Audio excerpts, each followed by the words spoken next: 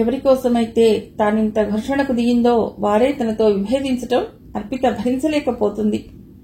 Campus నుండి వచ్చిన తర్వాత అపర్ణ, శకుంతల, సల్మానాలు అర్పితకు మానసికంగా దూరమయ్యారు. వార్డెన్కి చెప్పి గది కూడా మారారు. అర్పిత షాక్ అయింది. నేను మీకోసమే కదా గొడవపడ్డాను, పీలగా అడిగింది అర్పిత. నువ్వెందుకు గొడవపడ్డా? సంజయ్ మిత్రులుగా వీళ్లు పడుతున్న తపనలో న్యాయం ఉందనిపిస్తుంది. నీకు దగ్గరగా ఉండి వాళ్లకు దూరం కాలేమో తెగేసి చెప్పింది శకుంతల. నీ ఆర్గ్యుమెంట్లో లాజిక్ లేదు అర్పిత. ఇప్పటి వరకు నీ ఫ్రెండ్స్ గా సమర్థించాను తప్ప మేం చేస్తున్నది తప్పని భావించలేదు అపర్ణ అంది. నిన్ను కన్విన్స్ చేయమని కోరారు తప్ప మాతో వాళ్లు ఏ రోజు మిస్బిహేవ్ చేయలేదు. వాళ్లకు అండగా నిలవటమే ధర్మం అనిపిస్తుంది చెప్పింది సల్మానా. అందుకే నీ మనసు మారేదాకా నీతో మాట్లాడదలుచుకోలేదు తెగేసి చెప్పింది అపర్ణ. అర్పితకు దుఃఖం ఉంచుకొచ్చింది. ఆఖరికి అపర్ణ కూడా తనతో నిలవకపోవటం బాధనిపించింది. సంజయ్ మిత్రులను నువ్వు కన్విన్స్ చేస్తావని అనుకున్నాను తప్ప వాళ్లతో ఆ స్థాయిలో గొడవ పడతావనుకోలేదు అంది సల్మానా. అవును, సంజయ్ నిన్ను ప్రేమిస్తున్నానని చెప్పడానికి 100 కారణాలు చూపుతాడు. అతడి ప్రేమని నిరాకరించడానికి నీ దగ్గర ఒక్క కారణమైనా ఉందా అంది అపర్ణ. గౌనే, ఇప్పటిదాకా నువ్వు చెప్పిందే కరెక్ట్ అన్న భ్రమలో బతికాం అంది శకుంతల. అర్పితకు కోపం వచ్చింది. రాస్కెల్స్, మీరు వాళ్ల ట్రాప్లో పడి నన్ను విమర్శిస్తారా అంది. మేము వాళ్ల ట్రాప్లో పడ్డామన్నది నీ ఉద్దేశం కావచ్చు, నిజం కూడా కావచ్చు. కానీ సంజయ్ నిన్ను సిన్సియర్గా ప్రేమిస్తున్నాడన్నది అక్షర సత్యం అంది అపర్ణ. ప్రేమ, ట్రాష్, ఇదంతా నాకు చెప్పకండి. అసలు క్యాంపస్కి ఎందుకు వచ్చాం? చదువుకోవటానికి. ఆ లక్ష్యం వదిలేసి ఈ వెరితలలేంటి నిలదీసింది అర్పిత. చదువేంటి? నీకన్నా నాకన్నా సంజయ్కి ప్రతి సెమిస్టర్లో మంచి మార్కులే వస్తాయి. అది నీకు తెలీదా? అతడొక జులాయిలా తిరుగుతున్నట్లు కనిపించినా చదువులో అతడెప్పుడూ ఫస్టే సమర్థించారు సంజయ్ని. Nonsense. నా వరకు అతడు ఆగర్భ శత్రువు. ప్రాణమైనా వదులుకుంటా గాని అతడితో ఈ జీవితంలో స్నేహం చేయలేను. వాడి కుటుంబం పతనమయ్యే క్షణాల కోసం ఎదురు చూస్తున్నాను. అతడిని పతనం చేసేందుకు నువ్వు చూస్తున్నావు, కానీ నిన్ను గెలిపించేందుకు అతడు అనుక్షణం ప్రయత్నిస్తున్నాడు. ఎప్పుడొచ్చిందో అంది రిచా. గెలిపించటమా? మొన్నటి డాన్స్ పోటీల్లో సైతం నేను ఓడిపోవాలని అతడు కోరుకోలేదా? అది నీ భ్రమ. నీలో పట్టుదల పెరగాలని నిన్ను అతడు రెచ్చగొట్టాడు. తన ఓటమి ద్వారా మాథ్యూస్ సంజయ్కి గిఫ్ట్ ఇచ్చాడని తెలుసా నీకు అంది రిచా ఆవేశంగా. అంతా ట్రాష్. మాథ్యూస్ స్టేజ్ పైన డాన్స్ చేయలేదా? అంతే ఆవేశంగా అంది అర్పిత. ఆడాడు, నిన్ను గెలిపించడం కోసం ఓడాడు.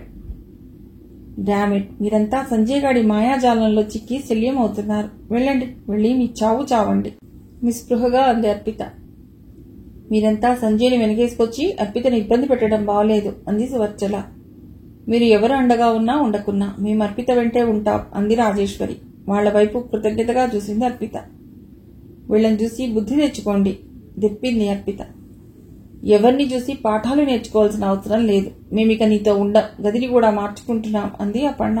ఆమెను అనుసరించారు శకుంతల, సల్మానాలు. సంజయ్ తీవ్రంగా మదనపడుతున్నాడు. అర్పిత తనకు మరింత దూరమైందనిపిస్తుంది. తన మిత్ర బృందం తనకి మేలు చేస్తున్నామని మరింత నష్టం చేసిందా అన్న కలవరపాటు అతడిలో పెరిగిపోయింది. తన వల్లే ఆమెకు అపర్ణ, శకుంతల, సల్మానాలు దూరమయ్యారన్న బాధ కూడా అతడిలో పెరిగిపోయింది. తన ఫ్రెండ్స్ తనకి దూరం కావటంతో అర్పిత చాలా వరీగా ఉందన్న సమాచారం అతడికి అందింది. 2 రోజుల క్రితం అతడికి లైబ్రరీలో ఎదురై, నా ఫ్రెండ్స్ నాకు దూరం చేశావు, ఇప్పుడు ఆనందంగా ఉందా అడిగింది. సంజయ్కి ఒక్క క్షణం ఏం మాట్లాడాలో అర్థం కాలేదు. అయినా ఏడిపించటానికి, ఇప్పటికైనా నీ మైండ్ సెట్ మార్చుకో. నా ప్రేమను అంగీకరిస్తే నాతో పాటు వాళ్ళు కూడా నీకు దగ్గరవుతారు అన్నాడు.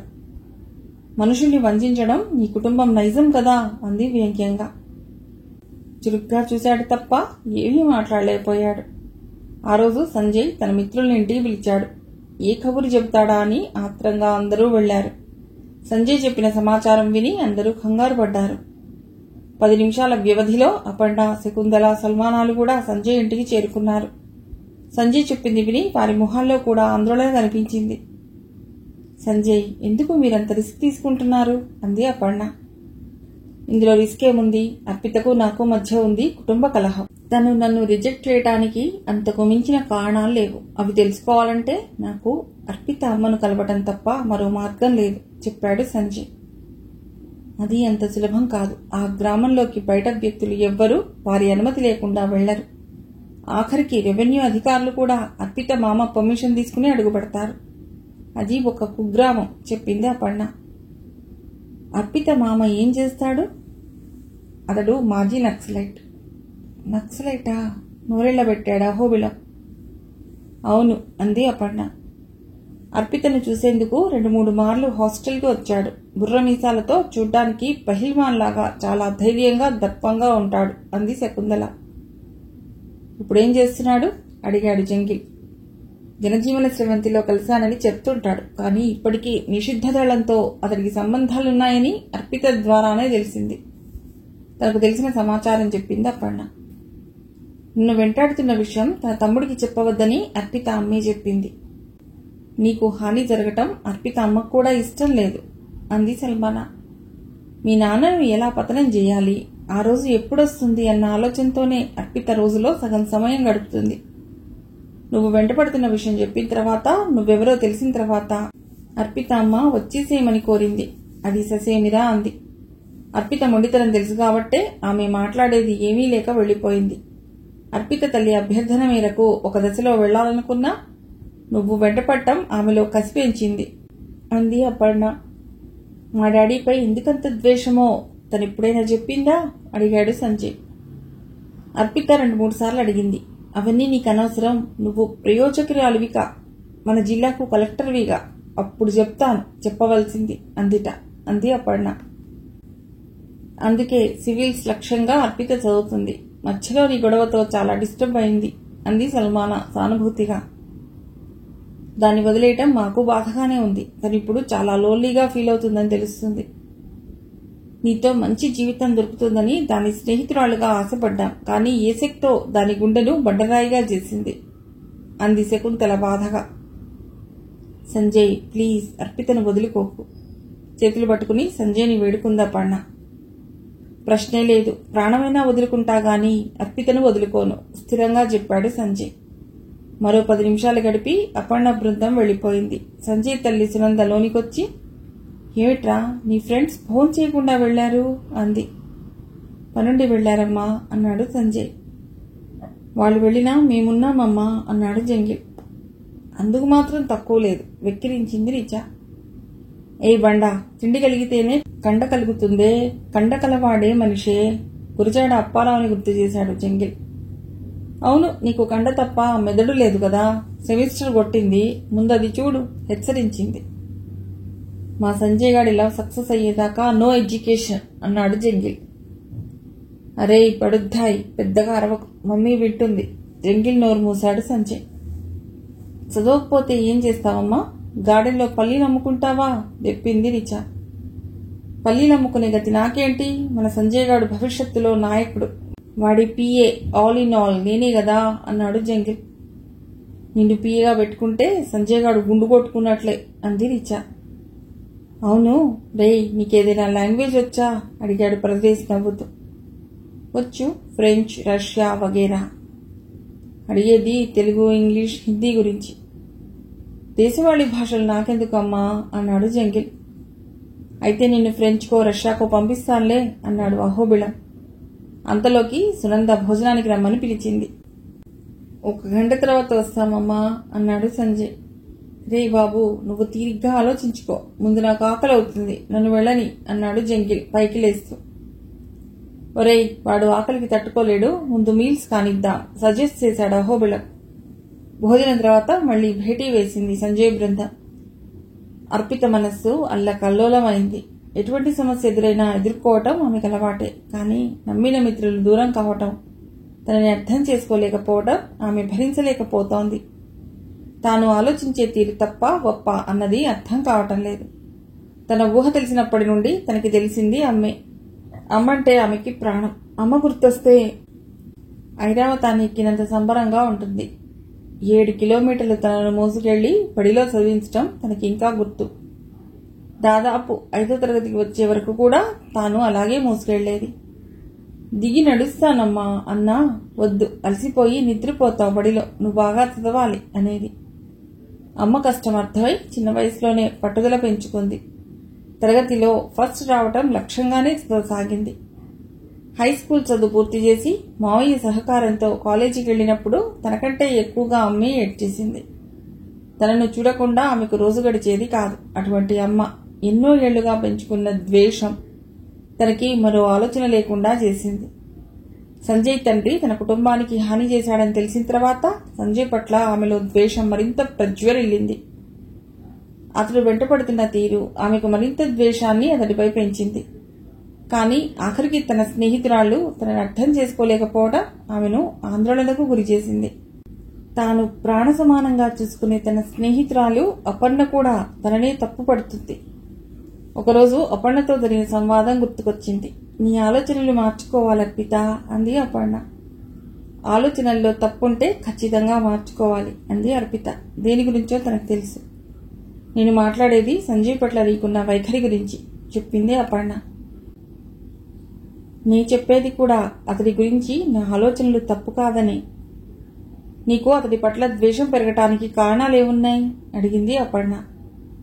ద్వేషం సంగతి పక్కన పెట్టు, అతన్ని ప్రేమించడానికి కారణాలు కనిపించటం లేదు. అతడికి ఏం తక్కువ? అన్నీ ఎక్కువ, అహంకారంతో సహా. అది నీ ఆత్మవంచన, నీది పరనింద. సోది మాట్లాడకు. మీ అమ్మ ఎప్పటి సంగతో చెప్తే నువ్వు కత్తి పట్టుకుని నిల్చోవాలా? జీవితంలో ప్రాక్టికాలిటీ లేదా? నువ్వు చెప్పే ప్రాక్టికాలిటీ నాకు అక్కర్లేదు. మా అమ్మ మనోభావమే నాకు ముఖ్యం. ఈ దేహం ఆమె పెట్టిన భిక్ష. ఆమెకు నచ్చని పని ఏదీ చెయ్యను. స్టిపిడ్లా మాట్లాడకు. మీ అమ్మ కోరుకునేది నువ్వు బాగా చదివి ప్రయోజకురాలివి కమ్మని. ప్రయోజకత్వం అంటే డబ్బున్న వాడితో, మా కుటుంబ శత్రువుతో జీవితం ముడేసుకుని వెళ్లిపోవటమా? మా అమ్మ ఆరుగాలం నా కోసం కష్టపడింది. మైళ్ల దూరం నా కోసం నడిచొచ్చి చదివించింది. సంజయ్ లాంటి వ్యక్తిని ప్రేమించి పెళ్లి చేసుకుంటే ఆమె శేష జీవితం అంతా దుఃఖభాజకంగా గడపాలి. కూతురిగా అదేనా నేను ఇవ్వవలసిన కానుక? వృద్ధమైన కంఠంతో అంది అర్పిత. సెంటిమెంటల్ ఫూల్, ఒక మూర్ఖురాల్లాగా మాట్లాడుతున్నావు నువ్వు. నీ వాదన పరాయి వ్యక్తులు చప్పట్లు కొట్టేలా చేస్తుంది కానీ నీ స్నేహితురాలిగా సంతోషించలేకున్నాను. సంజయ్ కంటే మంచి వ్యక్తి మీ అమ్మే కాదు, స్వర్గస్థుడైన మీ నాన్న కూడా బతికుంటే తేలేడు. మా నాన్న చెప్పబోయి ఆగింది. అర్పిత మొహంలోని బాధను చూసి, సారీ, నిన్ను బాధ పెట్టాలన్నది నా ఉద్దేశం కాదు. ప్రాక్టికల్గా ఆలోచించు అపర్ణ అంది. అర్పిత ఆలోచనల్లో ఉండగానే ఆమె ఫోన్ రింగ్ అయింది. వాస్తవంలోకి వచ్చిన అర్పిత లైన్లో అపర్ణ. నలతగా అనిపించి క్యాంపస్కి వెళ్లలేదు అర్పిత. అపర్ణ కూడా తనతో మాట్లాడి వారం రోజులు అవుతుంది. అలిగి ఫోన్ కట్ చేసింది. వరుసగా రెండోసారి, మూడోసారి కూడా ఫోన్ రింగ్ అయింది. చెప్పు అంది కోపంగా. ఏమొద్దు, సంజయ్ మీ ఊరు వెళుతున్నాడు. ఎందుకు? మీ అమ్మను కలవటానికి. వెళ్ళమను, నరికి పోగులేస్తుంది. ఇడియట్, పిచ్చిగా మాట్లాడకు. ఇప్పుడు ఆయన కాళ్ల మీద పడి బాబు వెళ్ళొద్దని బ్రతిమాలాలా వ్యంగ్యంగా అంది. అర్పిత, ఇది హాస్యమాడే టైం కాదు. నేను కూడా హాస్యాలు ఆడటం లేదు. సంజయ్ గురించి, అతడి ఆలోచనల గురించి తెలిసే మీ మావయ్య అతడిని ప్రాణాలతో వదులుతాడా? ఆలోచనల్లో పడింది అర్పిత. ఆ సమయాన్ని ఉపయోగించుకుందా అపర్ణ. అర్పిత, నిన్ను ప్రేమించడం తప్ప సంజయ్ నీకు ఇలాంటి హాని చేయలేదు. నీ ప్రేమ కోసం అతడు వెళ్లి బలైతే జీవితకాలం నువ్వు సంతోషంగా ఉంటావా? అపర్ణ అంది. ఏం చేయడానికి వెళ్తున్నాడు తను? అర్పిత బుర్ర వేడెక్కింది. అపర్ణ స్వరంలోని ఆందోళన కూడా ఆమెకు అర్థమైంది. మరో 10 నిమిషాల వ్యవధిలో అర్పిత వెంటనే అపర్ణకు ఫోన్ చేసింది. వెంటనే బయలుదేరి రమ్మని. ఎందుకని అడగలేదు అపర్ణ. అదే రోజు సాయంత్రం అపర్ణను తీసుకుని స్వగ్రామానికి బయలుదేరింది అర్పిత. అర్పిత చేరేలోపే సంజయ్ బృందం అర్పిత ఇంటికి చేరింది. ₹1 కోటి ఖరీదు చేసే రోల్స్ రాయ్స్ కారు ఆ గ్రామానికి రావటం అదే తొలిసారి కావటంతో వింతగా చూస్తున్నారు గ్రామస్తులు. అర్పిత తండ్రి పేరేటో సంజయ్కు తెలియదు. ఆమె మిత్ర బృందం ద్వారా తల్లి పేరు మాత్రం తెలుసుకున్నాడు. దేవకి గారి ఇల్లెక్కడా అని అడగటంతో కొద్ది నిమిషాలందరూ ఆశ్చర్యంగా చూశారు. హైదరాబాద్లో చదువుతున్న అర్పిత తల్లని చెప్పగానే పొలం గట్టు పక్కన ఉన్న పాడుపడ్డ పురాతన బంగళాన్ని చూపారు. సంజయ్ బృందం వెళ్లేసరికి అర్పిత తల్లి దేవకి లాంతరు తుడుస్తుంది. ఎవరు అన్నట్టు చూసింది దేవకి. చెప్పాడు సంజయ్. ఎందుకొచ్చావు ఇక్కడికి? ఆమె గొంతు చాలా కఠినంగా ప్రశ్నించింది. అమ్మా, మీరు శాంతించండి, మీతో గొడవ పెట్టుకునేందుకు రాలేదు అనునయంగా అన్నాడు సంజయ్.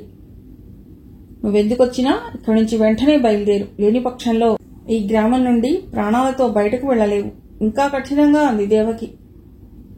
నన్ను చంపదలుచుకుంటే చంపండి, కానీ నా తండ్రికి మీకు ఉన్న ఘర్షణకు కారణమేమిటో తెలుసుకోకుండా ఇక్కడి నుంచి కదలను, మరింత మొండిగా అన్నాడు సంజయ్. అంతలోకి 90 ఏళ్ల వృద్ధుడు చేతికర్ర ఊతంతో వచ్చాడు. ఎవర్రా అబ్బాయి నువ్వు అంటూ. మన అర్పిత వెంటబడుతున్న వాడు ఇతడే పెద్దయ్యా అంది దేవకి. ఏమిట్రా అంత ధైర్యం? నేరుగా ఇంటికి వచ్చావా పిల్లని అడగటానికి అన్నాడు ఆశ్చర్యంగా. అవును తాత, అర్పితకు నాకు మధ్య అడ్డంగా నిలిచిన కుటుంబ ఘర్షణకు కారణమేంటో తెలుసుకునేందుకు వచ్చాను తాత. ఘర్షణ? ఎవడే వీడు అడిగాడు ఆ వృద్ధుడు. చక్రధర్, మినిస్టర్ చక్రధర్ కొడుకు పెద్దయ్యా. చక్రధర్ కొడుకివా అరిచాడు ముసలాడు. మళ్లీ తనే. ఒరేయ్, ప్రాణాలతో వెనక్కి వెళ్లేందుకే వచ్చావా? వెళ్ళు, మా వీరభద్రుడు రాకముందే వెళ్ళు, వెళ్లి ప్రాణాలు కాపాడుకో మళ్లీ అరిచాడు ఆ వృద్ధుడు. పోనివ్వు తాత, నేను అల్పాయుష్కుణ్ణైతే మీ చేతుల్లో ప్రాణాలు పోనివ్వు. మా నాన్నతో మీకున్న వైరమేమిటో నాకు తెలియాలి మొండిగా అన్నాడు సంజయ్. తెలుసుకుంటావా? తెలుసుకుని గుండె దిటూ చేసుకుంటావా? మీ నాన్న ఎంత దుర్మార్గుడో కళ్ళకు కట్టినట్టు చూపుతాన్రా అరిచాడు ఆ వృద్ధుడు. ఎప్పుడొచ్చాడో వీరభద్రుడు తుపాకీ తీసి సంజయ్ గుండెలకు గురిపెట్టాడు. సంజయ్ మిత్ర బృందం ప్రాణాలు పైనే పోయాయి. అపర్ణ చెప్పిన అర్పిత మామ అతడే అని అర్థమైంది. అరే చిచా, ఇవి మన అంతిమ ఘడియల్లా ఉన్నాయిరా అన్నాడు జంగిల్. సంజయ్, నీతో పాటు మమ్మల్ని చంపేలా ఉన్నారా అన్నాడు పరదేశి. మామా, చావు తప్పేలా లేదు, శవాలైనా ఇంటికి చేరుతాయో లేదో అహోబిళం గుటకలు మింగాడు. వద్దురా అంటే విన్నారు కాదు అన్నాడు శంకర శర్మ. అరవడం ఆపి జరగవలసింది చూడండి అంది రీచా. రేయ్ తమ్ముడు, ఈ పిరికి గొడ్డుల్ని చంపి నీ చేతులకు నెత్తురు ఎందుకు అంటించుకుంటావురా అంది దేవకి. లేదక్క, వీడి చంపితే వీడి తండ్రికి బుద్ధొస్తుంది హుంకరించాడు వీరభద్రుడు. అతడి కళ్ళు అగ్నిగోళాల్లా మారాయి. వీరభద్రుడు చెయ్యి ట్రిగర్ పైకి వెళ్ళింది. సంజయ్కి అర్థమైంది. అతడి కళ్ళకి తండ్రి గుర్తొచ్చాడు, అతడి ప్రేమ గుర్తొచ్చింది, తల్లి ఆమె లాలన గుర్తొచ్చింది, ఆఖరిగా అర్పిత తనపై పెంచుకున్న అకారణ ద్వేషం గుర్తొచ్చింది. ఒక్క నిమిషం అన్నాడు సంజయ్. వీళ్ళనెవ్వరినీ ఏం చేయకండి, నేను టార్గెట్ అయితే నన్ను చంపేయండి. నీ తండ్రిలా నీతిమాలిన వాళ్లు కాదు, శత్రువులపై మాత్రమే మా గురి ఉంటుంది అన్నాడు వీరభద్రుడు. సంజయ్ మిత్ర బృందం ఒక్క నిమిషం ఊపిరి పీల్చుకున్నా పక్క నిమిషం తమ కళ్ల ముందే తమ మిత్రుడి ప్రాణాలు పోవటం చూస్తూ భరింపలేకపోతున్నారు. కౌంట్డౌన్ మొదలైంది. 3, 2, 1 నిమిషంలో 1000 సెకండ్లో వీరభద్రుడి చేతిలో తుపాకీ పెద్ద శబ్దంతో రూఫ్ వైపు పేలింది. మావయ్య, నువ్వు చంపేది శత్రువుని కాదు, నా భర్తని పెద్దగా అరిచింది. అది అర్పిత స్వరం. ఒక్క క్షణం అందరూ స్తంభించిపోయారు. భయంతో మూసుకున్న కళ్ళు తెరిచాడు సంజయ్. చెమటతో ముద్దైన దేహాన్ని చూసుకున్నారు అతడి మిత్ర బృందం. వీరభద్రుడు ఆశ్చర్యానికి లోనే అర్పిత వైపే చూస్తుండిపోయాడు. ముందుగా తేరుకున్నది దేవకి. చంపరా, దీన్ని వాణ్ణి కలిపి చంపు అరిచిందామె. ఎందుకు చేశావమ్మా ఈ పని? ఎందుకు చేశావు? మన శత్రువుతో జతగట్టి మీ నాన్న ఆత్మకు శాంతి లేకుండా చేశావా? నిమిషం క్రితం చింతనిప్పుల్లా ఉన్న అతడి కళ్ళు వర్షించే మేఘాలయ్యాయి. కొద్ది నిమిషాలు ఎవ్వరూ ఏమీ మాట్లాడలేదు. సంజయ్ మిత్ర బృందం అర్పిత వైపు కృతజ్ఞతాభావంతో చూశారు, తమ మిత్రుడి ప్రాణాలు కాపాడినందుకు. నా భర్తని అర్పిత కమిటై తనని రక్షించిన తీరు సంజయ్కి ఒకవైపు ఆశ్చర్యం, మరోవైపు ఆనందాన్ని కలిగించింది. దీనికి 4 గంటల ముందు సంజయ్ అర్పిత స్వగ్రామానికి బయలుదేరిన విషయం, అందులోని ప్రమాదాన్ని అటెండర్ రామ్మూర్తికి చేరవేసింది సల్మానా. రామ్మూర్తి ప్రిన్సిపల్ లక్ష్మీకాంతానికి చెప్పాడు. లక్ష్మీకాంతం కరెస్పాండెంట్ కరుణానిధికి చెప్పాడు. కరుణానిధి క్షణం కూడా ఆలస్యం చేయలేదు. సేఫ్టీ లేని దండకారణ్యం ప్రాంతానికి సంజయ్ వెళ్లిన విషయం మినిస్టర్ చక్రధర్కి చేరవేశాడు. చక్రధర్ డీజీపీకి సమాచారం అందించాడు. డీజీపీ హోమ్ మినిస్టర్కి, హోమ్ మినిస్టర్ సీఎంకు చేరవేయడంతో రెస్క్యూ ఆపరేషన్ మొదలైంది. భూమార్గంలో కూంబింగ్ పార్టీ, ఆకాశంలో మిలిటరీ హెలికాప్టర్లో సైన్యం రంగంలోకి దిగింది. సంజయ్కి గురిపెట్టిన బుల్లెట్ అర్పిత తప్పించిన క్షణంలోనే గ్రామం పైన హెలికాప్టర్ చక్కర్లు కొట్టింది. ఏది ఎలా జరిగిందో తెలీదు. పారాచూట్స్ తో దిగిన సైన్యం సంజయ్ని ట్రేస్ చేసి నిమిషాల్లో పైకి తీసుకెళ్లిపోయారు. కిందికి దిగిన కూంబింగ్ పార్టీ నిషిద్ధ దళం ఉందని తెలిసి ఫైరింగ్ మొదలెట్టింది. వీరభద్రుడికి ముందు అర్థం కాలేదు. అర్థమయ్యేసరికి అతని గుండెల్లోకి బుల్లెట్ దిగబడింది. అర్పిత, అపర్ణలు ఫెయింట్ అయ్యారు. దేవకి తమ్ముడి మరణ దృశ్యం చూసి షాక్ అయింది. వీరభద్రుడితో పాటు అతడికి రక్షణగా ఉన్న 4 దళ సభ్యులు కూడా ప్రాణాలు కోల్పోయారు. క్షణంలో గ్రామంలో హాహాకారాలు మొదలయ్యాయి. వీరభద్రుడి మరణ వార్త తెలిసి గ్రామం అతలాకుతలం అయింది. అర్పితకు ఏం మాట్లాడాలో అర్థం కాలేదు. సంజయ్ మిత్ర బృందం దరిదాపు కోలుకోలేని స్థితికి చేరుకుంది. అపర్ణ మొహంలో నెత్తురు చుక్కలేదు. గంట క్రితం వరకు వయస్సును మరచి రౌద్రం చూపిన వృద్ధుడు సైతం తుపాకీ గుళ్ల మోతకి గుండాగి చనిపోయాడు. దేవకి లేచింది. అర్పిత దగ్గరకు వచ్చి, ఇప్పుడు నీ కళ్ళు చల్లగా ఉన్నాయా? వద్దే, నీకిక చదువు వద్దు. ఆ చక్రధర్ విషజంతువు, వచ్చేమని కోరితే విన్నావా? ఈ ప్రాంతానికి రక్షణగా ఉన్న మీ మామ వీరభద్రుణ్ణి, మా తమ్ముణ్ణి పొట్టలు పెట్టుకున్నావే. యుగాలుగా ఆపుకున్న దుఃఖం ఒక్కసారిగా పెళ్లిబుకినట్టు పెద్దగా రోధించింది. క్షమించమ్మా, వృద్ధమైన కంఠంతో అంది అర్పిత. ఎవరు క్షమించాలే? నిన్నెవరు క్షమించాలి? నీకు నువ్వు శిక్ష వేసుకుని క్షమించమని కోరుతున్నావా? ప్రాణాలు తీసే శత్రువుకి పెళ్లాన్నని చెప్పుకున్నందుకు క్షమించాలా? నిలదీసింది దేవకి. నేను అతడిని పెళ్లాడలేదమ్మా. అతడికి నాకు ఏ సంబంధమూ లేదు. అతడి ప్రాణాలు కాపాడేందుకు అబద్ధం ఆడాను. ఆ క్షణంలో అంతకు మించిన దారి కనిపించలేదు. కుమిలిపోతూ చెప్పింది అర్పిత. నువ్వు కాపాడింది మన శత్రువును మాత్రమే కాదే, వేలాది మంది జీవితాలను నాశనం చేసిన ఒక నరరూప రాక్షసుణ్ణి, వాడి సంతతిని. అర్పిత వాక్కయింది. అర్పిత రెక్కబుచ్చుకుని బయటకు లాక్కొచ్చి అప్పటికే చుట్టుపక్కల గ్రామాల నుండి చేరుకున్న వేలాది మంది ప్రజల్ని చూపిస్తూ, చూడు, ఎప్పటికైనా నరసింహుడి కూతురు తమ జీవితాన్ని బాగు చేస్తుందని ఎదురుచూస్తున్న వీరి కళ్లలోని ఆశలను చూడు. నరసింహుడు లేని లోటును కొంతవరకైనా తీరుస్తూ అండగా నిలిచిన మీ మామ వీరభద్రుడి చావుకు తల్లడిల్లుతున్న వీరి గుండెకోత చూడు. వృద్ధమైన కంఠంతో ఘోణిల్లింది దేవకి. గుండెలు బాదుకుంటున్న జనాన్ని చూసి అర్పితకు కన్నీళ్లాగలేదు. సరిగ్గా అదే సమయంలో హెలికాప్టర్లో తలబట్టు కూర్చున్న సంజయ్కి వేడివేడి కాఫీ ఇస్తూ, వాట్ యంగ్ భాయ్, ఇంత సాహసం ఏంటి? ఒక పొలిటీషియన్ కొడుకువి నరసింహుడి గ్రామంలోకి వెళ్లి సేఫ్టీగా తిరిగి వస్తానని ఎలా అనుకున్నా? అడిగాడు కమాండర్ చరణ్ రాజ్. మీరెందుకు ఇంటర్ఫీర్ అయ్యారు?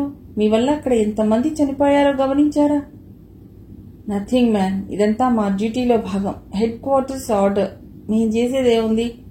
ప్రాణాలకు తెగించి తెగబడ్డం తప్ప అన్నాడు చరణ్ రాజ్. మా తుపాకీకి వర్గాలు, కులాలు వగేరా ఉండవు బ్రదర్. టార్గెట్ మాత్రమే. ఇదిగో నీ ఫోటో పంపించి సేవ్ చేయమన్నారు, చేశా అన్నాడు మరో కమాండో తేజస్. వెళ్లిన కారణం చెప్పలేదు మ్యాన్, మళ్లీ అడిగాడు చరణ్. మీరు చెప్పే నరసింహుడి కూతుర్ని ప్రేమించాను అన్నాడు సంజయ్. షాక్ అయ్యారందరూ. నరసింహుడి కూతుర్నా? ఆశ్చర్యంగా అడిగారు. ఎందుకు ఆశ్చర్యపోతున్నారు? ఆమె ఆడపిల్ల కాదా? ఇక no more discussions brother. Commandos కి సైగ చేశాడు చరణ్. సంజయ్లో ఆందోళన ఉధృతమైంది. తనని నమ్మి వచ్చిన తన మిత్రుల క్షేమం, అర్పిత దృష్టిలో ఇంకా తనెంతగా పతనమయ్యానో అన్న ఆలోచన అతన్ని కలిచివేసింది. హెలికాప్టర్ ల్యాండ్ అయ్యేసరికి సంజయ్ తండ్రి చక్రధర్, తల్లి సునంద నీళ్లు నిండిన కళ్లతో ఎదురుగా వచ్చి కౌగిలించుకున్నారు. సంజయ్ తండ్రి వైపు కూడా చూడలేదు. ఎందుకో అతన్ని తలుచుకుంటేనే కంపరంగా ఉంది. ఎయిర్పోర్ట్ కి వచ్చిన అతడి చెల్లి సుమ దగ్గర ఫోన్ తీసుకుని ఆతృతగా జంగిల్ నంబర్ తీసుకుని ఫోన్ చేశాడు. జంగిల్ ఫోన్ తీశాడు. దాదాపు అతడు ఏడుస్తున్నట్లుగానే ఉంది. అరే, మీరు సేఫే కదా అడిగాడు. మేమందరం సేఫ్ గానే ఉన్నాం. మనం వచ్చిన వెహికల్ ని గ్రామస్తులు మీ నాన్నపైన ఉన్న కోపంతో కాల్చి బూడిద చేశారు. అర్పిత అడ్డుగా లేకపోతే మమ్మల్ని కూడా బూడిద చేసేవాళ్లు అన్నాడు ఫోన్ తీసుకుని పరదేశ్. అర్పిత ఎలా ఉంది? గొంతు పెగిల్చుకుంటూ అడిగాడు. తను చాలా దుఃఖంలో ఉందిరా. ఆమె మావయ్య వీరభద్రం కమాండో స్కూళ్లకు బలయ్యారు చెప్పాడు జంగిల్. సంజయ్ మనస్సు వికలమైంది. తన అనాలోచిత నిర్ణయానికే ఇంతమంది బలయ్యారా? అతడికి ఆవేదనగా ఉంది. ఒక్కసారి అర్పితతో మాట్లాడాలి అడిగాడు సంజయ్. ఇప్పుడు నీతో మాట్లాడుతుందన్న నమ్మకం లేదు, అయినా ప్రయత్నిస్తా చెప్పి రిచాకి ఫోన్ ఇచ్చి అర్పితకి ఇవ్వమన్నాడు. ఎవరు అన్నట్లు చూసి ఫోన్ చెవి దగ్గర పెట్టుకుంది. Arpita, very very sorry. Sanjay గొంతు విని కోపంగా ఫోన్ కట్ చేసింది. రిచా వైపు కోపంగా చూసింది. నీకింకా బుద్ధి రాలేదా అన్నట్టు ఉన్నాయి అర్పిత చూపులు. రిచా తలదించుకుంది. చక్రధర్ సంజయ్ తీరు చూసి భిన్నుడయ్యాడు. ఏంట్రా అలా ఉన్నావు అడిగాడు. సారీ డాడీ, నాతో ఇక నువ్వు మాట్లాడకు అన్నాడు ఖండితంగా. ఏమిట్రా, మీ నాన్న నిన్ను సేవ్ చేయాలని ఎంత తల్లడిల్లాడు అంది సునంద. నేను సేఫేనమ్మా. అక్కడ 10 మంది అమాయకులు కమాండోలకు బలయ్యారు. చస్తే నేను ఒక్కడనే చచ్చేవాణ్ణి, కానీ ఇప్పుడు ఆయన వల్ల జనం బలయ్యారు విసురుగా అన్నాడు సంజయ్. సారీరా అన్నాడు చక్రధర్ ఆవేదనపూరిత స్వరంతో. కొద్ది క్షణాలు చక్రధర్ మాట్లాడలేదు. నాకు నీ సారీ వద్దు, నువ్వు వద్దు నాన్నా అసహనంతో అన్నాడు సంజయ్. 4 గంటలు నడక, మరో 4 గంటలు వాహన ప్రయాణం ద్వారా హైదరాబాద్ చేరుకున్నారు సంజయ్ మిత్ర బృందం. వారితో పాటు అపర్ణ కూడా వచ్చింది. దాదాపు ఎవ్వరూ మాట్లాడుకోలేదు. అదేదో పీడకలలా ఉంది. ఒకరిని కదిపితే మరొకరు బౌర్మని ఏడ్చేలా ఉన్నారు. ఇక ఇక్కడ వీళ్లు వద్దు, వీళ్ళని తీసుకెళ్ళు చెప్పింది అర్పిత అపర్ణకు. అపర్ణ స్నేహితురాలి పదవి పట్టుకుని ఏడ్చేసింది. చెబితే విన్నావా, ప్రేమ నా ఒంటికి పడదని అంది అర్పిత. అపర్ణ మాట్లాడలేదు. స్నేహితురాలిని దగ్గరకు తీసుకుని కాసేపు అలాగే ఉండిపోయింది. స్నేహితుల కోసం సిటీ అవుట్స్కర్ట్స్ లోనే ఎదురు చూస్తున్నాడు సంజయ్. స్నేహితుల్ని దగ్గరకు తీసుకుని కావులించుకుని సారీరా అన్నాడు. అపర్ణ వైపు తిరిగి థ్యాంక్స్ అపర్ణ, నువ్వు అర్పిత లేకపోతే ప్రాణాలు కోల్పోయేవాణ్ణి అన్నాడు. అపర్ణ వాతావరణాన్ని తేలిక చేస్తూ సినిమా చూపించావు నువ్వు అంది. అప్పు థ్యాంక్స్ రా, సంజయ్ని కాపాడావు అన్నాడు శర్మ. సంజయ్ కోసమే కదా నాతో స్నేహం చేశావు, అతడికి ఏదైనా అయితే నువ్వు తట్టుకోలేవు కదా అంది అపర్ణ. అపర్ణ హాస్టల్కి చేరేసరికి శకుంతల సల్మానా ఎదురు చూస్తున్నారు. సమాచారం తెలిసి ప్రిన్సిపల్ లక్ష్మీకాంతం, రామ్మూర్తి, ఇతర సిబ్బంది ఊపిరి పీల్చుకున్నారు. కాలేజీలో వాతావరణం ఒక్కసారిగా గంభీరంగా మారిపోయింది. నరసింహుడి దేవరకొండ గ్రామంలో జరిగిన సంఘటనను మీడియా చిలువలు పలువలు చేస్తూ పబ్లిష్ చేసింది. ఎలక్ట్రానిక్ మీడియా మరింత ముందుకెళ్లి దేవరకొండలో ఏం జరిగింది అని హెడింగ్ పెట్టి వార్తా కథనాలు ప్రసారం చేసింది. మంత్రి కొడుకు సంజయ్ దేవరకొండకు ఎందుకెళ్లాడు, మంత్రి చక్రధర్కి దేవరకొండకు ఉన్న సంబంధం ఏమిటి అన్న విశ్లేషణలు హోరెత్తాయి. సంజయ్ ఇంటర్వ్యూ కోసం మీడియా తహతహలాడింది. సంజయ్ మీడియాకు మొహం చాటేశాడు. దేవరకొండ ఉద్యమ వారసురాలు అర్పిత అన్న కథనంతో మరికొన్ని పత్రికలు వార్తలు ప్రచురించాయి. అర్పితపై పీకల్లోతు ప్రేమలో కూరుకుపోయిన మంత్రి తనయుడు పేరుతో మరికొన్ని కథనాలు ప్రచురించాయి. వీరభద్రుడి మరణంతో అనాథరైన ముంపు గ్రామాలు అన్న కథనాన్ని మరో పత్రిక విశ్లేషించింది. సంజయ్ నివాసంలో సమావేశమైంది అతడి మిత్ర బృందం. అరే, మీడియా రకరకాల కథనాలు ప్రచురిస్తుంది, నువ్వు పెదవి విప్పి జరిగింది చెప్తే వారి ఊహాగానాలు ఆగిపోతాయి కదరా అన్నాడు శర్మ. నేను పెదవి విప్పితే ఎందుకు దేవరకొండకు వెళ్లానో చెప్పవలసి వస్తుంది. అర్పిత విషయం అధికారికంగా అంగీకరించినట్లు అవుతుంది, అది ఆమెకి నష్టం కలిగిస్తుంది అన్నాడు సంజయ్. సంజయ్కి అర్పిత పట్ల ఉన్న కన్సర్న్ వారికి మరింత నచ్చింది. అర్పిత సంజయ్కి దక్కే అవకాశం ఇక శాశ్వతంగా ఉండదన్న ఫీలింగ్ వారికి మరింత బాధను కలిగించింది. ఆ రోజు సాయంత్రం సంజయ్ అభ్యర్థన మేరకు శర్మ అపర్ణను అడిగాడు. ఫైనల్ ఎగ్జామ్స్ దగ్గరలో ఉన్నాయి కదా, అర్పిత రాదా? అర్పితను పంపేందుకు వాళ్లమ్మ ససేమిరా అంటుంది. మరి తన కెరీర్ దెబ్బతింటుంది కదా, సందేహం వ్యక్తం చేశాడు శర్మ. నిజమే, సంజయ్ తొందరపాటు దాని జీవితంలో పెట్టుకున్న లక్ష్యాన్ని తారుమారు చేసింది, బాధగా అంది అపర్ణ.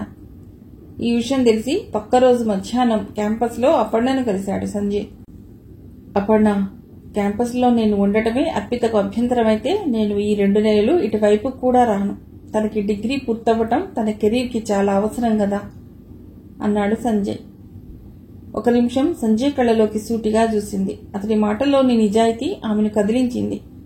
అప్పటినా ఫోన్ కాల్ రిసీవ్ చేసుకున్న అర్పిత, అమ్మ ఇంకా మామూలు మనిషి కాలేదు. మావయ్య పోయిన షాక్ నుండి ఇంకా కోలుకోలేదు. గ్రామం ఇంకా ఉద్రిక్తంగానే ఉంది అంది. సంజయ్ ప్రతిపాదనగా క్యాంపస్ వదిలిపెట్టి వెళ్లే విషయం చెప్పింది అపర్ణ. అతడి దయ కోసం నేను ఎదురు చూడటం లేదు. ఇంతకంటే నష్టం నాకేం చేయగలడు? కోపం, బాధ మిళితమైన స్వరంతో అంది. అపర్ణ మళ్లీ మాట్లాడలేదు. వాట్? ఆశ్చర్యపోయాడు principal captain Lakshmikantham. Yes sir, ఇంతకంటే మరో మార్గం లేదు అన్నాడు సంజయ్. ఏటయ్యా, మాతో గేమ్స్ ఆడుతున్నావా? కారణాలు లేకుండా సస్పెండ్ చేస్తే మీ నాన్న మమ్మల్ని బ్రతకనిస్తాడా అన్నాడు లక్ష్మీకాంతం. పక్కనే ఉండి వింటున్న రామ్మూర్తి చెంప చెళ్ళుమనిపించాడు సంజయ్. అతడి గూబ గుయ్యుమంది. చుక్కలు కనిపించాయి. సార్, ఈ కారణం చాలా అడిగాడు సంజయ్. సంజయ్ని ఎగాదిగా చూశాడు లక్ష్మీకాంతం. అర్పిత కోసం నువ్వు ఇంత రిస్క్ తీసుకోవడం అవసరమా అడిగాడు లక్ష్మీకాంతం. రిస్క్ కాదు సార్, ఇది నా బాధ్యత. నా వల్లే తను చాలా డిస్టర్బ్ అయ్యింది. ఈ మాత్రం కూడా నేను స్పందించకపోతే అర్థం ఉండదు అన్నాడు సంజయ్. సరేనయ్యా, నేను సస్పెండ్ చేసినంత మాత్రాన తను మళ్లీ క్యాంపస్కి వస్తుందన్న నమ్మకం ఏమిటి అడిగాడు లక్ష్మీకాంతం. ఇదొక ప్రయత్నం సార్ అన్నాడు సంజయ్. లక్ష్మీకాంతం ఇక మాట్లాడేది లేక, రామ్మూర్తి ఇటు రావయ్యా పిలిచాడు. సార్ అన్నాడు రామ్మూర్తి. సంజయ్ మీద ఒక కంప్లైంట్ రాసివ్వు అన్నాడు ప్రిన్సిపల్. సార్, చేతులు రావడం లేదు సార్ అన్నాడు రామ్మూర్తి. నువ్వు రాసివ్వకపోతే అతడు నీ చేతులు నరికి తనే పోలీసులకు సరెండర్ అవుతాడు బెదిరించాడు ప్రిన్సిపల్. సార్, ఇతను అంత పని చేసినా ఆశ్చర్యం లేదు సార్, రాస్తున్నా సార్ అన్నాడు. ఈ సమాచారం క్యాంపస్లో కలకలం పుట్టించింది. నువ్వు రామ్మూర్తిని కొట్టడం ఏమిట్రా అడిగింది సంజయ్ మిత్ర బృందం. ఏం చెయ్యాలరా, అర్పిత నాకు దక్కదని ఫూలిష్గా అంటున్నాడు. అందుకే 4 తగిలించా అన్నాడు సంజయ్. అతడిని అనుమానంగా చూసింది అతడి మిత్ర బృందం. అదే రోజు అర్పితకు అపర్ణ ద్వారా సమాచారం చేరింది. అర్పితకు నమ్మబుద్ధి కాలేదు. ఆమె తల్లి దేవకి విషయం విని వాడికి తగిన శాస్తి జరిగింది అంది కోపంగా. అతడికి ఏం జరిగినా మనకు ఉపయోగమేముందమ్మా, వాడి తండ్రిని పతనం చేయాలి కసిగా అంది అర్పిత.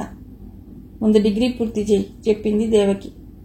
సంజయ్ ఊహించినట్టే జరిగింది. సంజయ్ క్యాంపస్ వదిలిపెట్టగానే అర్పిత క్యాంపస్లో అడుగుపెట్టింది. ఆమె మిత్ర బృందం ఆనందపడ్డా. అర్పిత కోసం సంజయ్ స్వీయ శిక్షకు లోను కావటం సంజయ్ మిత్ర బృందానికి బాధను కలిగించింది. సంజయ్ అదృశ్యం కావటం అందరికీ ఆశ్చర్యాన్ని, ఆందోళనను కలిగించింది. సంజయ్ వెడుతూ 3 లైన్ల ఉత్తరం రాసి వెళ్లాడు. అది తల్లిని ఉద్దేశించి. అమ్మా, నా కోసం వెతకొద్దు, క్షేమంగానే మళ్లీ వస్తాను. పోలీసులకు నా గురించి కంప్లైంట్ చేయవద్దు, మీడియా జోలికి వెళ్లకండి. సంజయ్. సంజయ్ మిత్ర బృందం సైతం హడలిపోయింది. సంజయ్ జాడ తెలియక తల్లడిల్లిపోయారు. అర్పిత మిత్ర బృందం కూడా సంజయ్ వార్త తెలిసి హతాశులయ్యారు. ఎంత వద్దనుకున్నా అర్పిత సైతం సంజయ్ ఎటు వెళ్లాడన్న ఆలోచనతో సతమతమయ్యింది. సంజయ్ అదృశ్యానికి కారణాలేమిటా అన్న సందిగ్ధంలో కూరుకుపోయింది. సంజయ్ వెడుతూ జంగిల్ ఫోన్కి మెసేజ్ పంపాడు. నా గురించి వర్రీ కావద్దు, మీడియాకు పోలీసులకు చెప్పవద్దు, కొద్ది రోజుల్లో మళ్లీ వస్తాను. కనీసం ఈ మెసేజ్ అన్నా ఇవ్వకపోతే ఇంకా టెన్షన్కి గురయ్యేవాళ్లు. చక్రధర్ కొడుకు వ్రాసి వెళ్లిన ఉత్తరం చూసి భిన్నుడయ్యాడు. మీడియా పోలీసులకు తెలిపితే అతడి ఉనికి ప్రమాదంలో చిక్కుకుంటుందన్న ఆలోచనతోనే అటువంటి ఉత్తరం రాశాడని గ్రహించి మౌనం వహించాడు గాని అతడి మనసు తీవ్ర సంచలనాలకు లోనవుతూనే ఉంది. ప్రభుత్వంతో అంత పొజిషన్లో ఉండి కూడా ఏమీ చేయలేని తన నిస్సహాయ స్థితికి అల్లాడిపోయాడు. ఇక్కడ పరిస్థితి ఇలా ఉంటే సరిగ్గా అదే సమయానికి సంజయ్ దేవరకొండ పరిసర గ్రామాలకు చేరుకున్నాడు. అక్కడ సమీపంలో జరిగే కల్వర్ట్ పనుల కూలీగా చేరాడు. ఆ పనిలో చేరటానికి సైతం అతడు చాలా తంటాలు పడవలసి వచ్చింది. ఆహార్యం పూర్తిగా మారిన సంజయ్ వర్క్ చేసే కాంట్రాక్టర్ కింద పనిచేసే మేస్త్రి వీరేశంని బతిమాలి పనిలోకి చేరాడు. అందుకు 2 రోజులు తిండి మాని నిజంగానే ఆకలితో శోషకు గురయ్యే పరిస్థితికి చేరుకున్నాడు. శ్రమైక జీవన సౌందర్యం అంటే ఏమిటో మొదటిసారి తెలిసింది సంజయ్కి. ఇతర కూలీలతో పాటు డేరాల్లో పడుకున్నప్పుడు దోమలు చేసిన దాడి తాలూకు నరకయాతన అతడెప్పటికీ మర్చిపోలేడు. అందరూ అలసిపోయి ఆదమర్చి పడుకుంటే దోమల స్వైర విహారానికి నిద్రపట్టక జాగారం చేసేవాడు. ఏసీ గదుల్లో కుషన్ పరుపుల మధ్య గడిపిన అతడి దేహం ముళ్ల కంపలు, గుడారాల్లో జీవించవలసి రావటం అతడికి మొదట దుర్భరం అనిపించింది. జీవితం విలువేంటో కూడా మొదటిసారిగా తెలిసింది. సంజయ్ పడుకున్న గుడారంలోనే ఎలమంద, తొర్రోడు, సింగడు అనే కూలీలు కూడా పడుకున్నారు. ఎలమంద మధ్యలో నిద్రలేచినప్పుడు సంజయ్ మేల్కొని ఉండటం గమనించి, ఏంటబ్బయ్యా మేల్కొనుండవు అడిగాడు. ఏం లేదు పెద్దయ్యా, దోమలకు నిద్ర పట్టడం లేదు అన్నాడు. అబ్బో అబ్బాయి దొరబాబు, అసబడుకో, చీకట్లో పోవాలి అన్నాడు తొర్రోడు దుప్పటి పైకి లాక్కుంటూ. అబ్బయ్యా పులి పనులు కొత్త నీకు అడిగాడు ఎలమంద. అదేం లేదు పెద్దయ్యా బుకాయించాడు సంజయ్. ఏందో అబ్బయ్యా, నీకు పార చిలకడం కూడా సరిగ్గా రావటల్లా, అందుకే మట్టి పోయడమే నీకు పెట్టినా చెప్పాడు ఎలమంద. పెద్దయ్యా నీకు పిల్లలెందరూ అడిగాడు సంజయ్. 2. పెద్ద పిల్లని పక్కనుండే దేవరకొండకిచ్చినాం, రెండో దాన్ని సుంకేసులకిచ్చినాం. వారి పిల్లలు హాస్టల్లో ఉండి చదువుతున్నారు. మాలా జీవితాలు తెల్లారకూడదని చదివిస్తున్నాం. అవును, నువ్వు చదువుకునే పిల్లగాయలాగానే ఉంటావు, నీకు చదువబ్బలేదా అన్నాడు ఎలమంద. అంతలో ఛస్ పడుకోండి, రేపు చీకటిలో దేవరకొండకెళ్ళాలి చెప్పాడు తొర్రోడు. సరే పెద్దయ్యా అని పడుకుంటూ రేపు దేవరకొండకెడుతున్నామా అనుకున్నాడు. 10 రోజులుగా ఎదురు చూసిన అవకాశం రావటం ఒకవైపు సంతోషం, మరొక వైపు టెన్షన్గానే ఉంది. తనకి కావలసిన సమాచారం ఎలా వస్తుందో అన్నది అర్థం కావటం లేదు. ఆ రోజు చీకట్లో బయలుదేరి ఉదయం 9 దేవరకొండకు చేరుకున్నారు. ఊరి మొదట్లో గుడారాలు వేసుకున్నారు. 11 గంటల ప్రాంతంలో కల్వర్ట్ పని మొదలెట్టారు.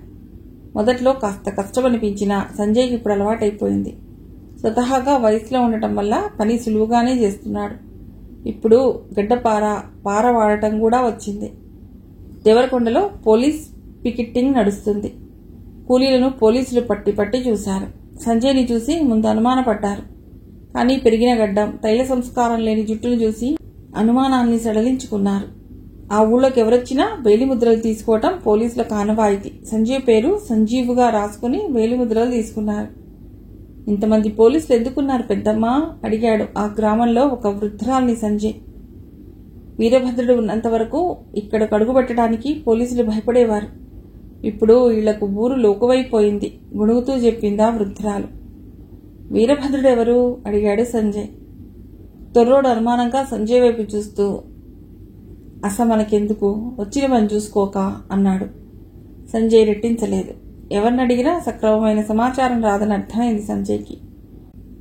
నేరుగా అర్పిత ఇంటికే వెళ్లాలని నిర్ధారించుకున్నాడు. కానీ పరిణామాలు ఎలా ఉంటాయో, తన తండ్రిపై ఉన్న ద్వేషంతో మళ్లీ గ్రామస్తులు తనపై తిరగబడితే, పికెటింగ్లో ఉన్న పోలీసులకు విషయం తెలిసి మళ్లీ ఎలాంటి దుందుడుకు చర్యలకు దిగుతారో అన్న సందిగ్ధం అతన్ని ఆపింది. అన్యమనస్కంగా ఉన్న సంజయ్ని ఆ రాత్రి ప్రశ్నించాడు ఎలమంద. ఏంది తంబి, ఈ ఊరికొచ్చినప్పటి నుంచి నువ్వు ఒకలాగున్నావు? అదేం లేదు పెద్దయ్యా చెప్పాడు సంజయ్. అయితే అదృష్టం ఆ రాత్రి మరో రూపంలో వచ్చింది. ఊరికి కాస్త దూరంలో ఉన్న వాళ్లకి ఊర్లో కలకలంగా అనిపించింది. ఏమైందంటూ డేరాలో నుండి బయటకు వచ్చాడు సంజయ్. ఇతరులు అతడిని అనుసరించారు.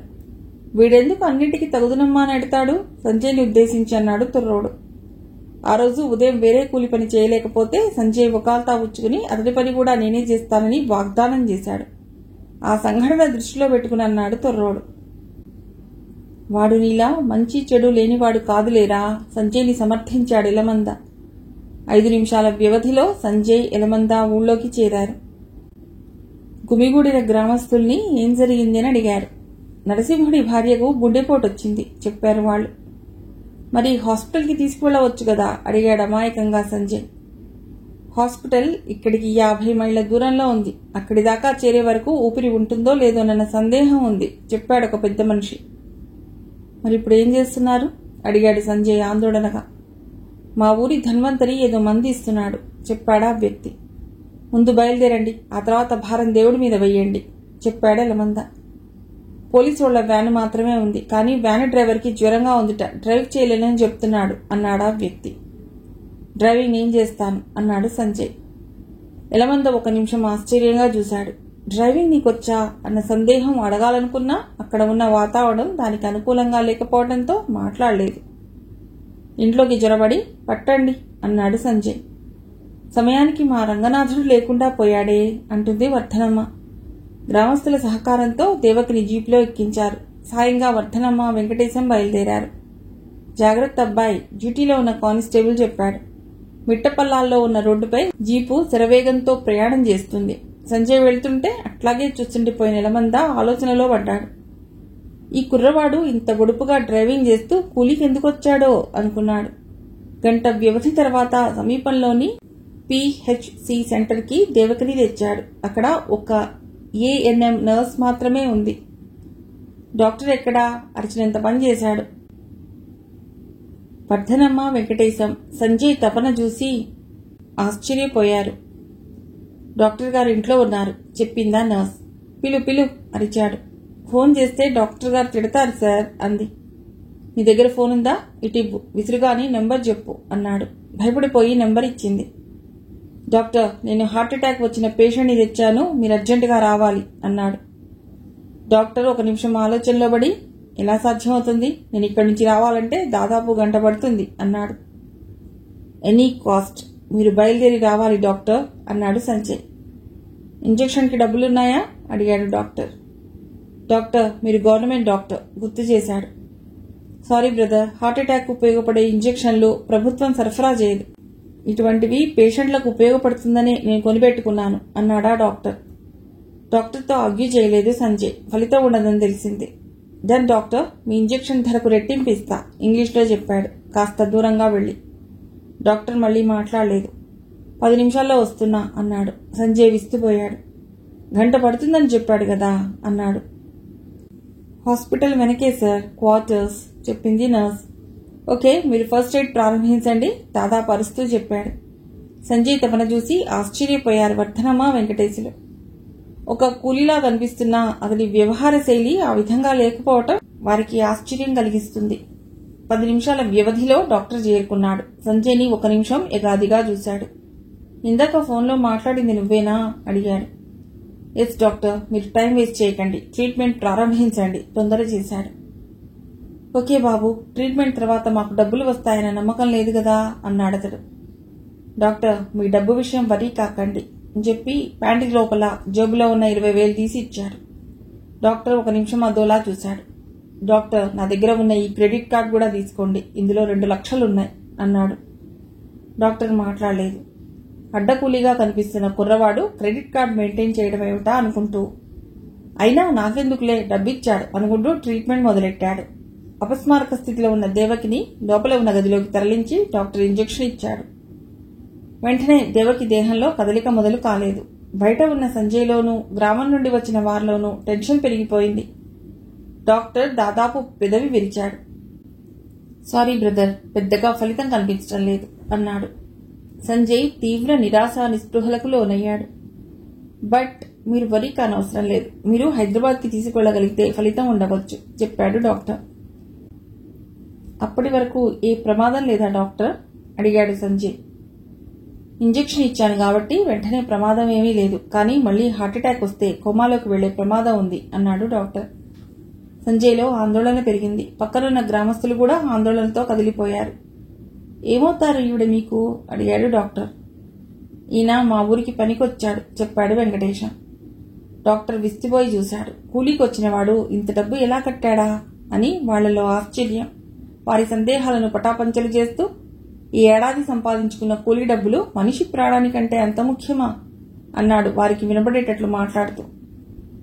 ఈమె ఎవరి తాలూకా అడిగాడు డాక్టర్. మా నరసింహుడి భార్య చెప్పాడు వెంకటేశం. డాక్టర్ మొహంలో రంగులు మారాయి. గ్రామస్తుల్ని కాసేపు బయట కూర్చోమని చెప్పి సంజయ్ని పిలిచాడు డాక్టర్. నరసింహుడి భార్య వైద్యానికి డబ్బు తీసుకుంటే నా వైద్య వృత్తికే కళంకం అవుతుంది. ఈ ఇంజెక్షన్ అయిన ఖర్చు నా జీతంలో పెట్టుకుంటా. దయచేసి వెంటనే మీరు ఈమెని సిటీకి తీసుకెళ్లండి. ఆలస్యం చేస్తే ప్రాణానికి ప్రమాదం చెప్పాడు డాక్టర్ ఆదుర్దాగా. తనే దగ్గరలోని అంబులెన్స్ ని పిలిచి ఆమెను ఎక్కించి సంజయ్ ఇచ్చిన డబ్బుల్ని మళ్లీ అతడి చేతికే ఇచ్చాడు. గ్రామస్తులకు ఏమీ అర్థం కాలేదు. మరో గంట తర్వాత అంబులెన్స్ హైదరాబాద్కి బయలుదేరింది. సంజయ్ జంగిల్కి ఫోన్ చేసి కేర్ హాస్పిటల్ దగ్గరకు రమ్మని కబురు చేశాడు. ఏం జరిగిందా అన్న ఆందోళనతో జంగిల్ అందుబాటులో ఉన్న శర్మ అహోబిళాన్ని తీసుకుని బయలుదేరాడు. కేర్లో దేవకికి వైద్య చికిత్స మొదలైంది. బాబూ, ఇది పెద్ద హాస్పిటల్ కదా, ఈ డబ్బులు కూడా ఉంచు. తన వెంట తెచ్చిన డబ్బునిచ్చింది వర్ధనమ్మ. డాక్టర్లు మరో గంట ఆలస్యమైతే ప్రాణానికి 35 అని చెప్పారు. సంజయ్ వేషధారణ చూసి అతని మిత్ర బృందం అవాక్కయ్యారు. పెరిగిన గడ్డం, తైల సంస్కారం లేని జుట్టు వారికి ఆశ్చర్యాన్ని, ఆందోళనను కలిగించింది. నేను ఒక లక్ష్యం కోసం వెళ్లా, కానీ అనుకోని స్థితిలో అర్పిత అమ్మను సేవ్ చేసే అవకాశం దక్కింది చెప్పాడు సంజయ్. అర్పితకు తెలుసా అడిగాడు శర్మ. ఇంకా చెప్పలేదు, చెప్పాలో లేదో కూడా నిర్ణయం తీసుకోలేదు అన్నాడు సంజయ్. మీ మమ్మీ డాడీ చాలా అప్సెట్ అయ్యారు సంజయ్, మాకు రోజు ఫోన్ చేస్తున్నారు అన్నాడు అహోబిళ.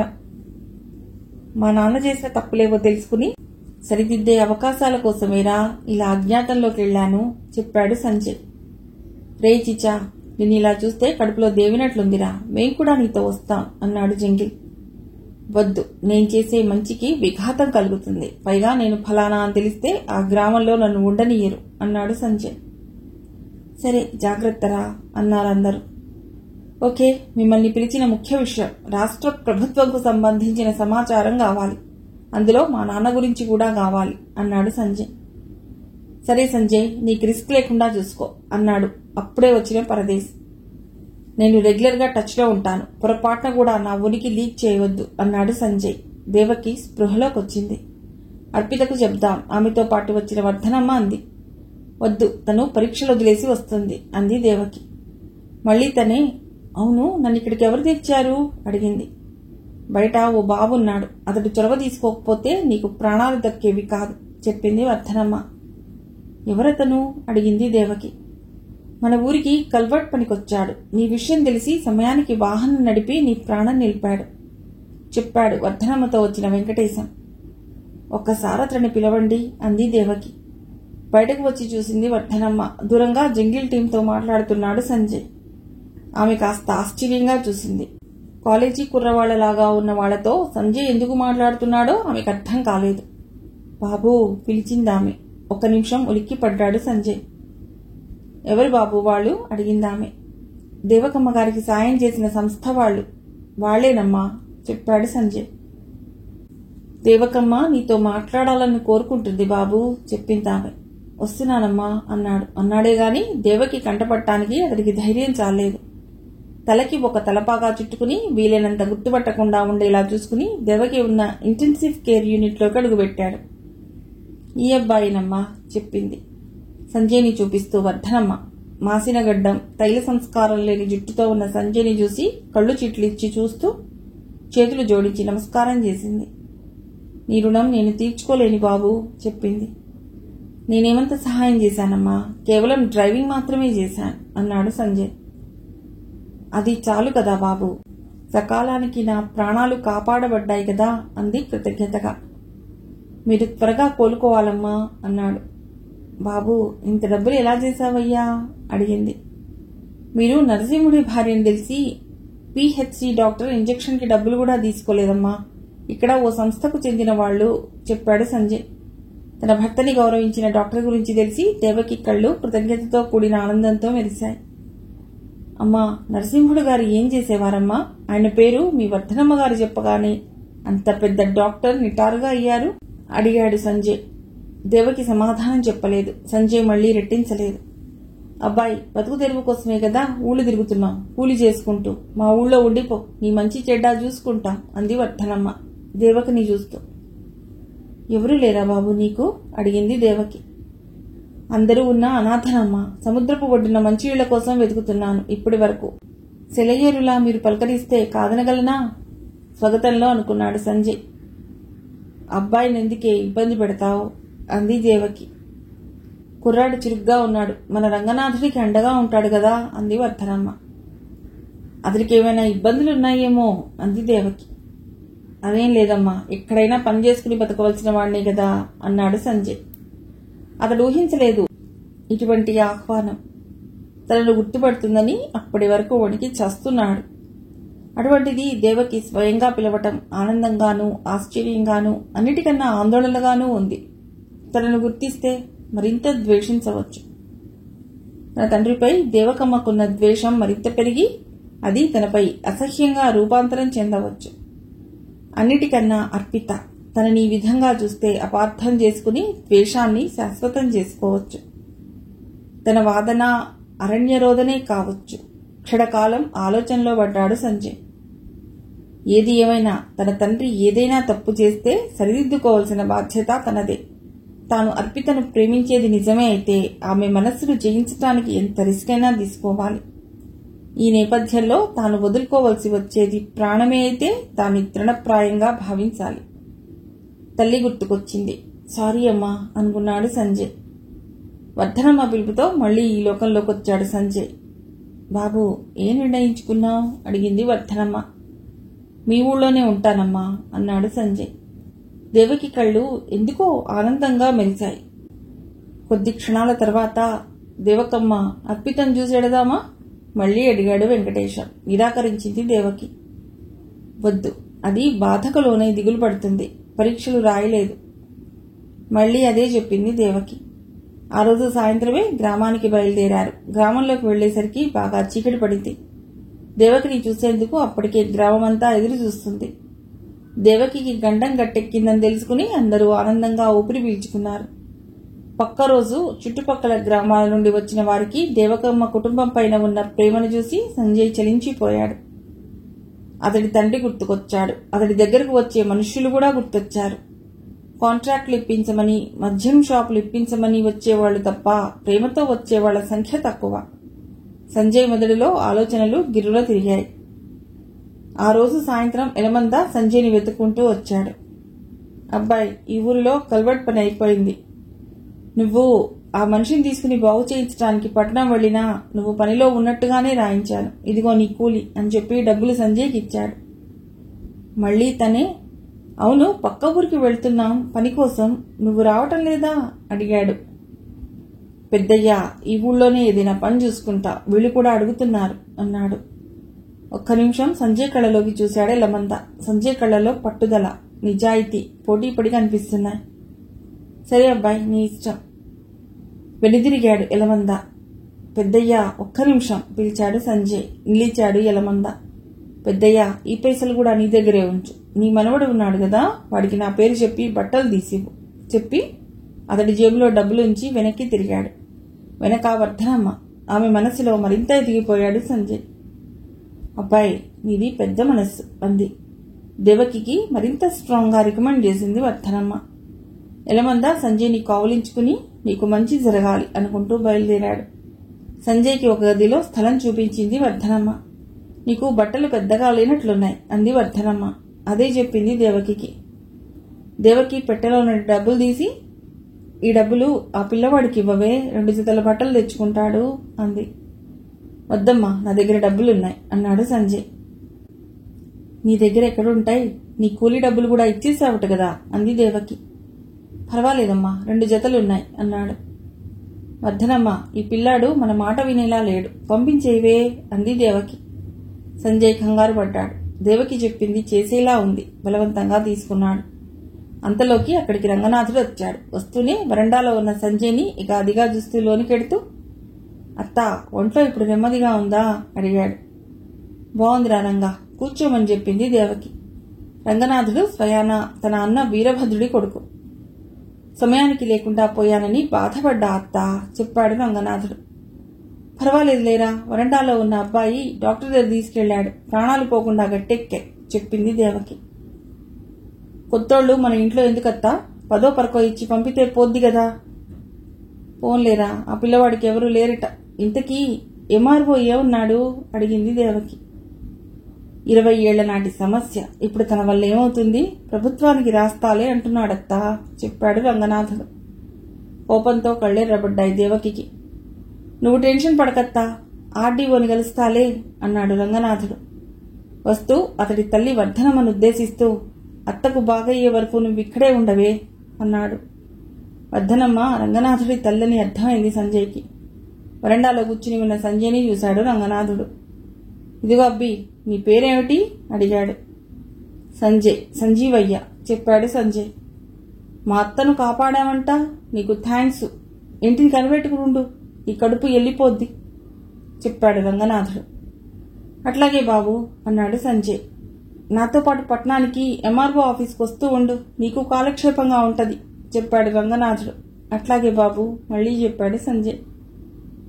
ఎంఆర్ఓ, ఆర్టీఓ అనే పదాలు కడ్డిగా వినిపించాయి సంజయ్కి. మంచి పిల్లాడిలా ఉన్నాళ్లే అనుకుంటూ ముందుకు సాగాడు రంగనాథుడు. అతడిని అనుసరించాడు అతడి మిత్ర బృందం. అతడి మిత్రుల్లో కేశవుడు అనుమానంగా సంజయ్ని చూస్తూ ముందుకు నడిచాడు.